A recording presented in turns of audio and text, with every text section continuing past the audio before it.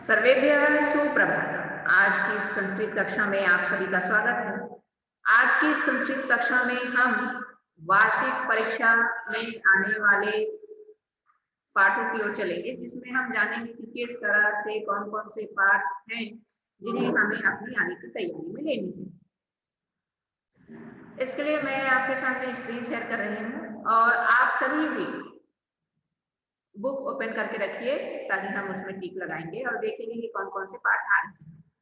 ये जिस तरह से मैंने ये बुक पीडीएफ आपके सामने स्क्रीन पर शेयर की है, आप संभवतः आप सभी से देख पा रहे होंगे। तो इसमें कुछ चैप्टर हैं जिनका नाम मैं यहाँ बता रही हूँ, आप अपनी बुक में से टिक कर लेंगे। ठीक है बेटा,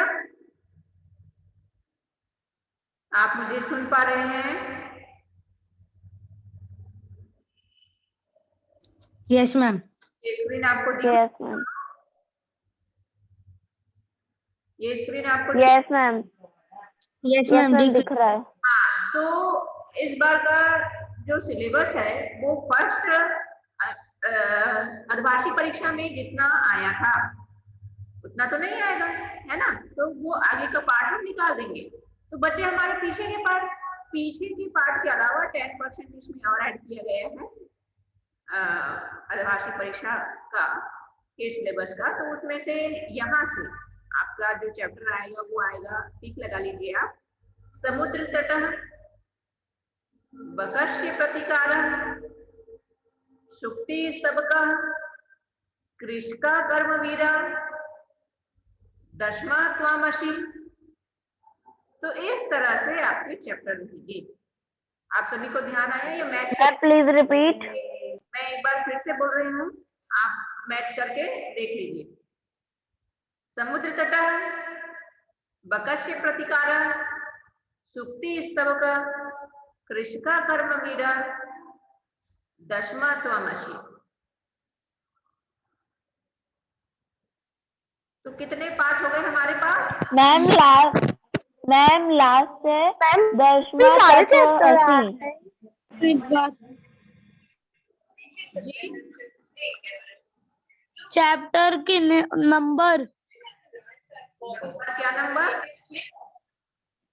चैप्टर के एक बार वापस रिपीट कर दीजिए ना। आप लोग ध्यान से क्यों नहीं कर रहे हो बेटा? मैम लास्ट है दशमा तत्व असि। जी, देख लीजिए एक बार फिर से। नंबर बोल दो ना एक बार, कौन से एक बार क्या बेटा, कि मैं तीसरी बार बोल रही हूँ, सुनिए ध्यान से और लिखते हुए चलिए। समुद्र तटः, बकस्य प्रतिकारः। नंबर बदल भी सकता है, परिवर्तित हो सकता है। आप इसलिए चैप्टर नेम लिखिए। मैम धीरे धीरे बोलो। समुद्र तटः,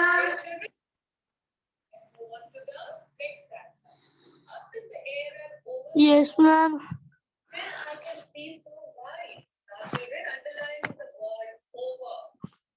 मैम नेक्स्ट। मैम बोलो ना। समुद्र तटः, यस मैम वो हो गया। एक मिनट रुकिए बेटा, ठीक है।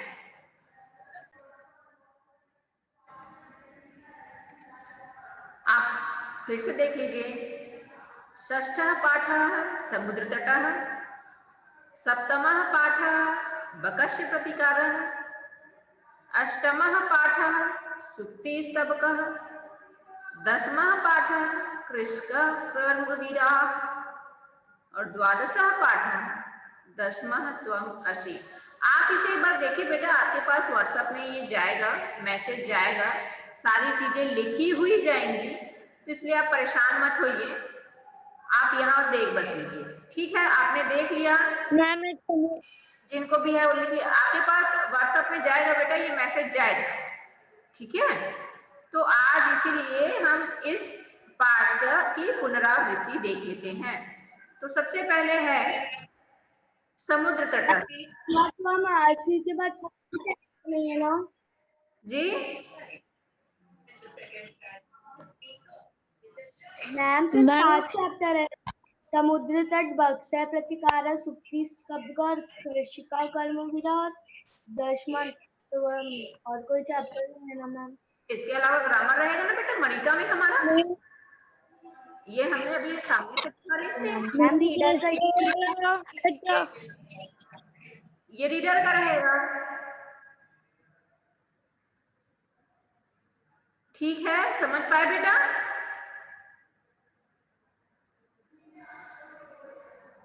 चाहत, हाँ। अभी हम सभी आगे की ओर बढ़ते हैं।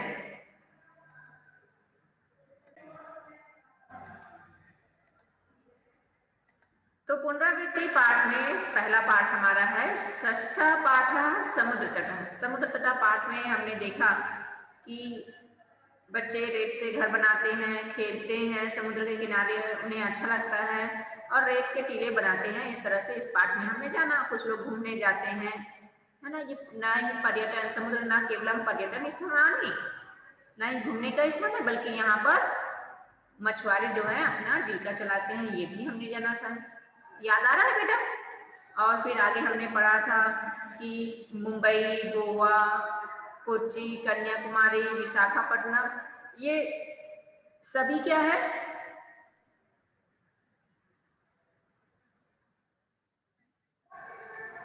ये सभी घूमने के स्थान हैं। मुंबई, गोवा, कोच्चि, कन्याकुमारी, विशाखापट्टनम, पुरी, ये सभी क्या है? पर्यटन स्थल। पर्यटन स्थल नहीं है बेटा, समुद्र का किनारा वाला भाग है ना। समुद्र के किनारे जिनको बंदरगाह भी कहते हैं, और ये सभी व्यापार के केंद्र भी हैं, ये सभी जानेंगे हम। गोवा ये है पर्यटन स्थान, क्योंकि यहाँ पर विदेश से लोग आते हैं, ऐसा हम कह सकते हैं। बाकी व्यापार की दृष्टि से मुंबई, गोवा, कोच्चि, कन्याकुमारी, विशाखापट्टनम ये सभी प्रसिद्ध हैं। विशाखापट्टनम, ये देखिए लिखा हुआ है, विशाखापट्टनम वैदेशिक व्यापार प्रसिद्ध है, विदेशों में व्यापार के लिए प्रसिद्ध है। कोच्चि तट, नारियल, कोच्चि का जो तट है, किनारा है, समुद्र का जो किनारे भाग है, जिसका कि नाम कोच्चि तट है, वो नारियल फल के लिए प्रसिद्ध है। मुंबई का जूट, सभी वहाँ घूमने जाते हैं, सभी को वहाँ आनंद आता है, इसलिए प्रसिद्ध है, ऐसा बताया गया है। यहाँ पर लिखा हुआ है चेन्नई नगर मेरीना तट देश के सागर तटे में सबसे बड़ा है, दीर्घतम सबसे बड़ा है, ऐसा हमने जाना था। अब हमारा आज का ये जो मुख्य उद्देश्य है वो है इस पाठ के अभ्यास प्रश्न की ओर जाना, और अभ्यास प्रश्न में अगर किसी को कुछ समस्या हो रही है तो आप मुझे बताएंगे, ठीक है बेटा। आगे इसमें तीसरे पैराग्राफ में दिया गया है कि हमारा जो भारत देश का अगर हम मैप देखें तो वो 3 दिशाओं से समुद्र से घिरा हुआ है, और इसलिए भारत देश को प्रायद्वीप कहा गया है, ऐसा इसमें लिखा हुआ है। बंगाल का सागर, दक्षिण दिशा में हिंद महासागर, पश्चिम दिशा में अरब सागर, ये सभी इसके किनारे भाग हैं। इन तीनों सागरों का संगम कन्याकुमारी के किनारे में होता है। यहाँ पूर्णिमा, चंद्रोदय, सूर्यास्त, यहाँ पूर्णिमा में चंद्र का उदय होना और सूर्य का अस्त होना, ये दोनों ही एक साथ देख सकते हैं, ऐसा इसमें कहा गया है। अब मैं चाहूंगी कि आप में से ये शब्दार्थ मुझे पढ़कर सुनाएं, जो कि हमने अभी जाना इसका। तो इसके लिए तानी आइए बेटा, इसका शब्दार्थ पढ़िए। तानी आइए। Yes ma'am. मैम मैं अपने बुक से देख के बोल रही हूँ। अच्छा, स्क्रीन में स्पष्ट नहीं है क्या बेटा? No ma'am. स्पष्ट है। स्पष्ट है तो बुक से क्यों देख रहे हो तानी? मैम मिल गया। मैम समुद्र तट, समुद्र का किनारा, सी बीच, पर्यटनाएं, घूमने के लिए। अभी हम यहाँ 2 कॉलम पढ़ेंगे। 2 कॉलम में क्या होगा, एक तो संस्कृत के शब्द होंगे, दूसरा हिंदी होगा। और यहाँ पर जैसे किसी इंग्लिश के लिए कहते हैं तो मीनिंग कहते हैं ना, तो यहाँ पर कहना मीनिंग के कहते हैं इति मायने। तो समुद्र तटः इति समुद्र का किनारा, पर्यटनाय इति घूमने के लिए, तरंगैः इति लहरों से, नौकाभीः इति नौकाओं के द्वारा। ऐसा पढ़िए। तानी वदतु वत्स, यस मैम। बोलिए, पढ़िए। मैम ये आगे क्या वर्ड लिखा है थर्ड नंबर में? तरंगैः।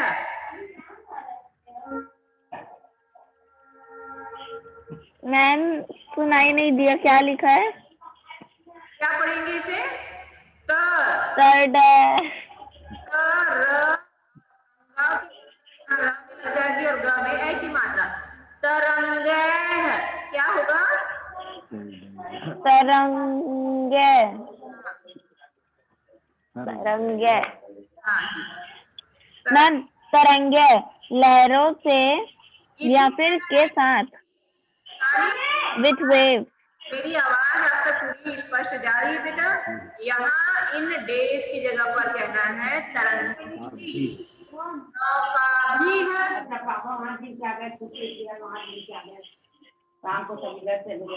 Yes ma'am.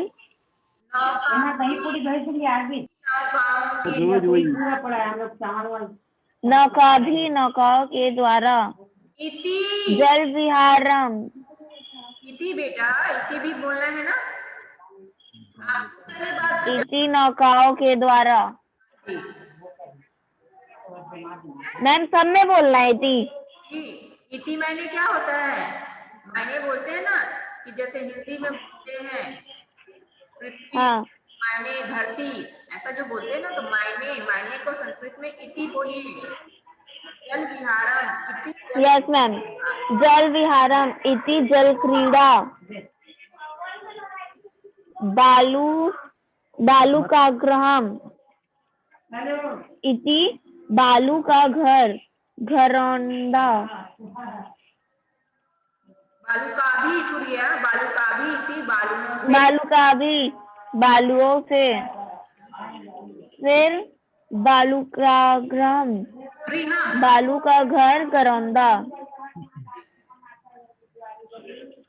मध्य मध्य इति बीच बीच में, जी।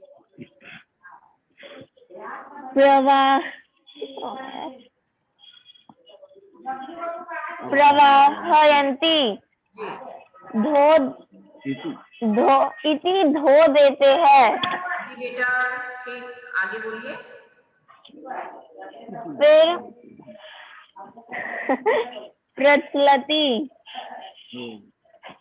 प्रचलति एव इति चलती ही रहती है। जी। पर्यटन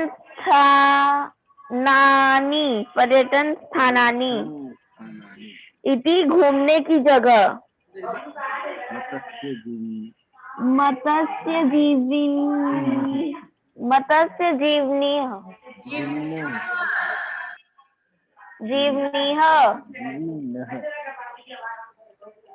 इति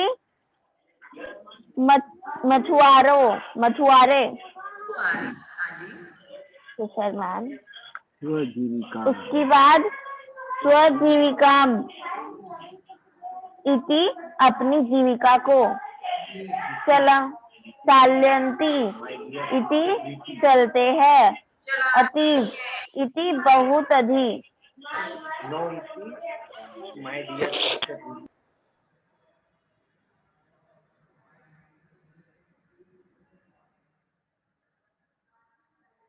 हो गया आपका तानी? अच्छा मैम यहाँ पे और है, हाँ, यही तो मैं बता रही हूँ, और है, बोलिए। स्वैराम स्वैराम इति बे रोक टोक, जी। विहरन्ति इति घूमते हैं, टहलते हैं, दीर्घतम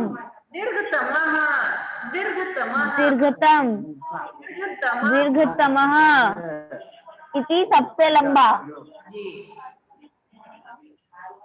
उसके बाद प्राय पापा मेरा अनम्यूट में क्यों चिल्ला रहे? प्रायद्वीप 3 तरफ जल से घिरा भूभाग। सर संगमः संगमः संगमः इति मिलान युगपदेव इति एक ही साथ दृष्टु दृष्टु शक्यते। दृष्टुम नहीं है बेटा, देखा द्रष्टुम शक्यते। दृष्टु शक्यते देखा जा सकता है। देखा जा सकता है। उत्तमम वत्सा, धन्यवाद। आगे हम देखेंगे कि कुछ उच्चारण करने के लिए शब्द दिए गए हैं, ये तो हम करेंगे ही। इन प्रश्नों के उत्तर भी जान लेते हैं कि क्या है इन प्रश्नों के उत्तर। इसके लिए मैं आपसे प्रश्न कर रही हूँ और आप सभी मुझे इसका उत्तर बताते चलेंगे, जिनको भी पता है। आप मुझे सुन पा रहे हैं ना बेटा? अधोलिखितानां प्रश्नानां उत्तरम लिखत। ये जो नीचे लिखे हुए प्रश्न हैं उनके उत्तर हमें लिखने हैं। क्या लिखा हुआ है? जनाः काभि जल विहारं कुर्वन्ति। जनाः काभि जल विहारं कुर्वन्ति, अर्थात कि लोग किससे जल विहार, जल में घूमने का काम करते हैं। किससे करते हैं जल में घूमने का काम? तो क्या जाएगा? किसमें बैठकर पानी में घुमा जा सकता है जी? किसमें बैठकर घूम सकते हैं हम लोग? किसमें घूम सकते हैं बेटा? नाव। नाव। तो यहाँ पर का भी लिखा है, तो नाव को क्या बोलेंगे? फिर भी जोड़ देंगे उसमें, तो कहिया ना का भी है, इसमें हमें नाव इस शब्द को जोड़ना है। तो नाव को बोलते हैं संस्कृत में, क्या बोलते हैं? देखो इतने सारे हैं आप लोग और बता नहीं रहे हो आप लोग, मुझे भूल गए हो। इसका मतलब आप लोग पढ़ नहीं रहे हैं। हाँ? बुक रीडिंग करनी है, एग्जाम आ गया है, परीक्षाएं होंगी।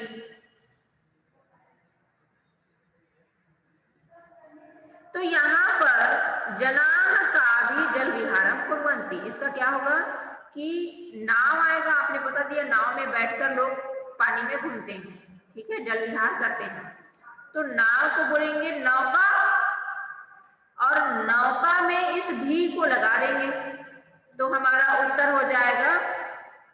बाकी सबको वैसा का वैसा ही लिखना है, तो हमारा उत्तर हो जाएगा जनाः नौकाभिः जल विहारम कुर्वन्ति। ठीक है बेटा? अभी दूसरा प्रश्न है। दूसरा प्रश्न आप लोग रीड करोगे, मैं नहीं करती, आप ही करेंगे। चलिए, हमारे यहां से अभी हर्ष आएंगे। हर्ष बरलोटा, बेटा हर्ष।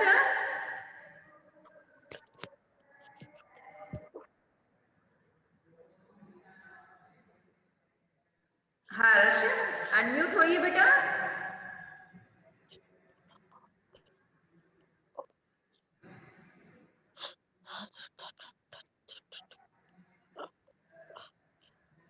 हर्ष आप कक्षा में नहीं है? चलिए ठीक, आपने मतलब ऑन करके चले गए। देशना आइए बेटा। देशना आप है ना कक्षा में? हाँ, अनम्यूट होइए।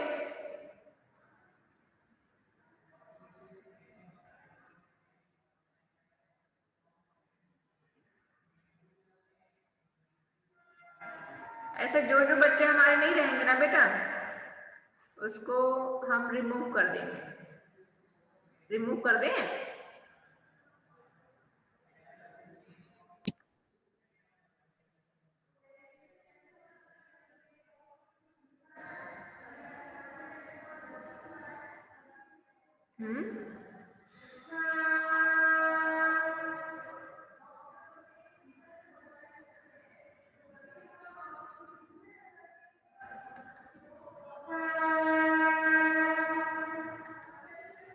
बेटा देशना आप हैं?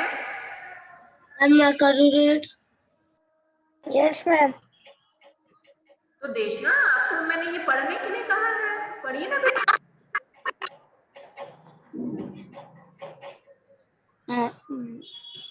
जनाः कापि जलविहारं कुर्वन्ति। इसका उत्तर क्या हुआ? अभी हमने इसको तो हमने पढ़ लिया, उत्तर भी बता दिए कि क्या आएगा इसका उत्तर? जनाः नौकाभिः जलविहारं कुर्वन्ति। हाँ ठीक है। फिर दूसरा क्या आएगा? दूसरा प्रश्न आप पढ़िए देशना। भारतस्य दीर्घतमः समुद्रतटः कः? हाँ, मतलब क्या पूछा जा रहा है देशना? यहाँ पर प्रश्न क्या पूछ रहा है, क्या बोल रहा है? भारत का सबसे बड़ा, भारत सबसे लंबा समुद्र कहाँ है? समुद्र किनारा कहाँ है, कौन सा है? तो क्या आएगा? मेरीना तटः। हाँ, तो उसको ऐड कर दिए, मेरीना तट है ये पता चल गया, तो उसको हम कैसे लिखेंगे? भारतस्य भारतस्य दीर्घतमः समुद्रतटः मेरिना। मेरीना मेरीना तटः अस्ति। हाँ, उत्तम वत्स। तत्पश्चात पुनः वदतु देशना प्रश्न क्रमांक ग। जनाः कुत्र स्वैरं विहरन्ति?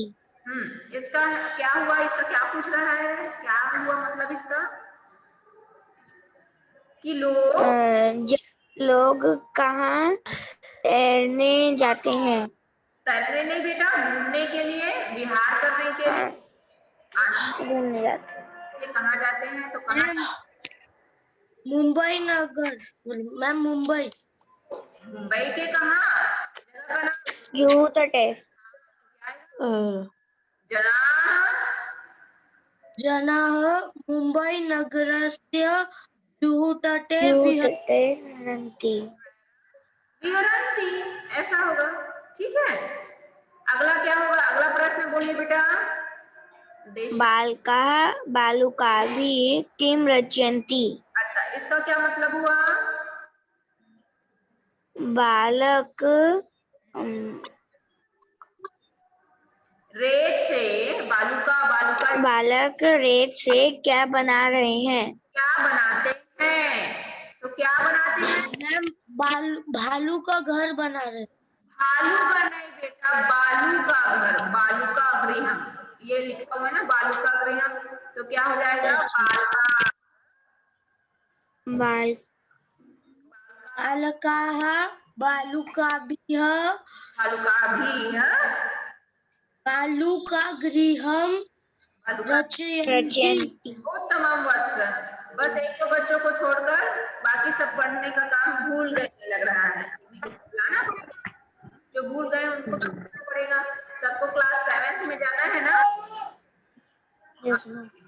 अगला प्रश्न क्या है?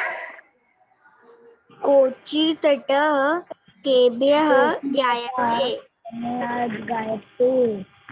क्या होगा इसका?